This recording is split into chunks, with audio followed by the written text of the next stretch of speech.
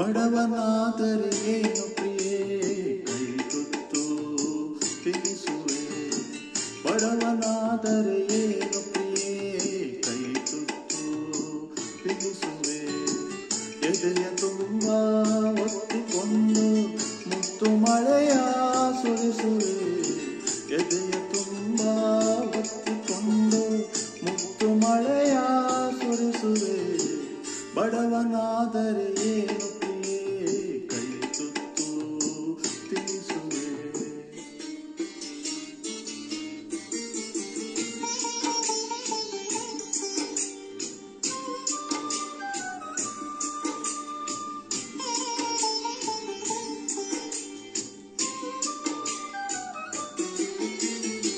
ನನ್ನ ಎದೆಯ ರಾಜ್ಯದಲ್ಲಿ ನೀನು ರಾಣಿಯಾಗುವೆ.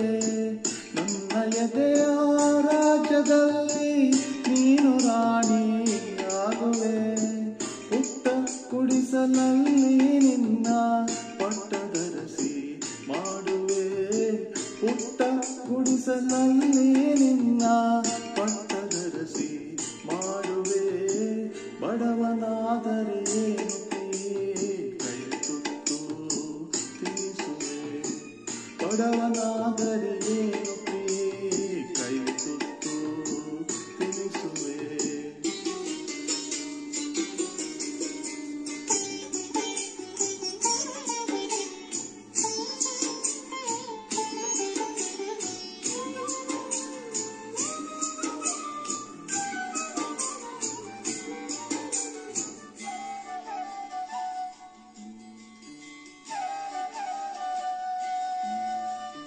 ಉಳ್ಳವರ ಎದೆಗೆ ಒತ್ತು ಮೈಮಾನ ಮುಚ್ಚುವೆ. ಉಳ್ಳವರ ಎದೆಗೆ ಒತ್ತು ಮೈಮಾನ ಮುಚ್ಚುವೆ. ರೆಟ್ಟೆ ಮೇಲೆ ಹೊತ್ತು ನಿನ್ನ ಜಗವ ಸುತ್ತಿ ತಣಿಸುವೆ. ರೆಟ್ಟೆ ಮೇಲೆ ಹೊತ್ತು ನಿನ್ನ ಜಗವ ಸುತ್ತಿ ತಣಿಸುವೆ.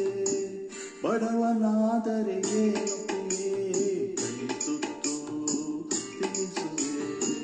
ಬಡವನಾದರೆ ಏನು ಪ್ರಿಯೇ ಕೈ ತುತ್ತು ತಿನಿಸುವೆ.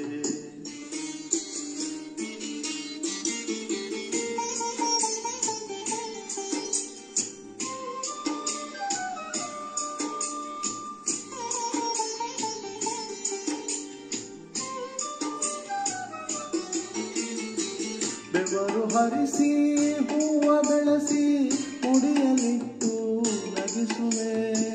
ಬೆವರು ಹರಿಸಿ ಹೂವ ಬೆಳೆಸಿ ಮುಡಿಯಲಿಟ್ಟು ನಗಿಸುವೆ. ಭುಜಕ್ಕೆ ಭುಜವ ಹಚ್ಚಿ ನಿಂತು ತೋಳು ಬಂದಿ ತೊಡಿಸುವೆ. ಭುಜಕ್ಕೆ ಭುಜವ ಹಚ್ಚಿ ನಿಂತು ತೋಳು ಬಂದಿ ತೊಡಿಸುವೆ. ಬಡವನಾದರೆ ಏನು ಪ್ರಿಯೇ ಕೈ ತುತ್ತು ತಿನಿಸುವೆ. ಬಡವನಾದರೆ ಏನು ಪ್ರಿಯೇ ಕೈ ತುತ್ತು ತಿನಿಸುವೆ.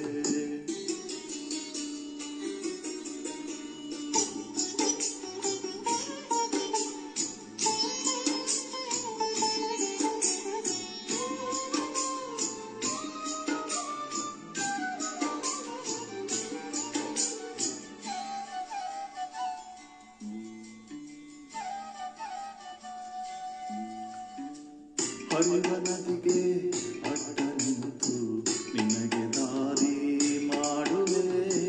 ಹರಿವ ನದಿಗೆ ಅಡ್ಡ ನಿಂತು ನಿನಗೆ ದಾರಿ ಮಾಡುವೆ.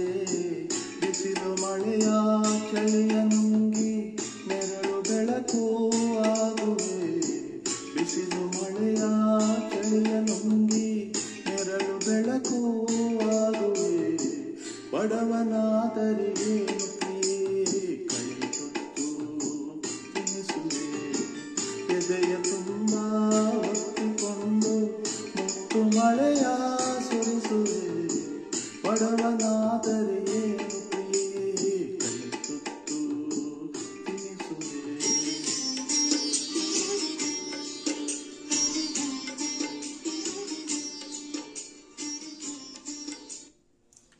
ಎಲ್ಲರಿಗೂ ನಮಸ್ಕಾರ. ಬಹಳ ದಿನಗಳಿಂದ ಹಾಡುಗಳನ್ನು ಹಾಡಿರಲಿಲ್ಲ. ನನ್ನ ಒಂದು ಫ್ಯಾಮಿಲಿನಲ್ಲಿ ಬಹಳಷ್ಟು ಟ್ರ್ಯಾಜಿಡಿಗಳು ಕೂಡ ಆದವು. ಅದನ್ನೆಲ್ಲ ನಿಭಾಯಿಸುವಷ್ಟರೊಳಗೆ ಬಹಳಷ್ಟು ಕಷ್ಟಗಳನ್ನು ಅನುಭವಿಸಿದ್ವು. ನಾವು ಈಗ ಹೊರಗೆ ಬರುವ ಒಂದು ಪ್ರಯತ್ನದಲ್ಲಿ ಏನೋ ಒಂದು ಈ ಸಾಹಿತ್ಯಕ್ಕೂ ನನ್ನ ಫೀಲಿಂಗ್ಸ್ಗೂ ಯಾವುದೇ ಆದಂತಹ ಸಂಬಂಧವಿಲ್ಲ. ಆದ್ರೂ ಒಂದು ಎಂಟರ್ಟೈನ್ಮೆಂಟ್ಗೆ ಅನ್ನುವಂತಹ ಒಂದು ಉದ್ದೇಶದಿಂದ ಮತ್ತೆ ಒಂದು ಹವ್ಯಾಸವನ್ನ ನಾವು ಯಾವುದೇ ಒಂದು ಹವ್ಯಾಸವನ್ನ ನಾವು ಕಂಟಿನ್ಯೂ ಮಾಡಬೇಕು, ಆ ಒಂದು ಉದ್ದೇಶದಿಂದ ಈ ಒಂದು ಹಾಡನ್ನು ಹಾಡಿದ್ದೇನೆ ಹೊರತು ಬೇರೆ ಯಾವುದೇ ಒಂದು ಉದ್ದೇಶ ಇಲ್ಲ. ಸೊ ಎಲ್ಲರಿಗೂ ಖುಷಿ ಆಯಿತು ಅಂತ ಅಂದ್ಕೊಂಡಿದ್ದೇನೆ. ನನ್ನ ಒಂದು ಚಾನೆಲ್ ಏನಿದೆ ಶಿವಮೂರ್ತಿ ನಂಜುಂಡಪ್ಪ ಕನ್ನಡ ಫಾರ್ಮಕಾಲಜಿ, ಈ ಒಂದು ಚಾನೆಲ್ನ ನೀವೆಲ್ಲರೂ ಇಷ್ಟಪಡ್ತಾ ಬಂದಿದ್ದೀರಿ. 1200 ಮೇಲೆ ಸಬ್ಸ್ಕ್ರೈಬರ್ಸ್ ಇದ್ದೀರಿ. ನಿಮ್ಮೆಲ್ಲರ ಒಂದು ಸಪೋರ್ಟ್ಗೆ ಧನ್ಯವಾದಗಳು ಮತ್ತು ಇದೇ ರೀತಿ ಸಪೋರ್ಟ್ ಮಾಡ್ತಾ ಇರಿ. ಇನ್ನು ಹೆಚ್ಚಿನ ಒಂದು ಪ್ರಯತ್ನಗಳನ್ನು ಮಾಡ್ತಾ ಹೀಗೆ ನಮ್ಮ ಜೀವನವನ್ನು ಮುಂದೆ ಸಾಗಿಸೋಣ.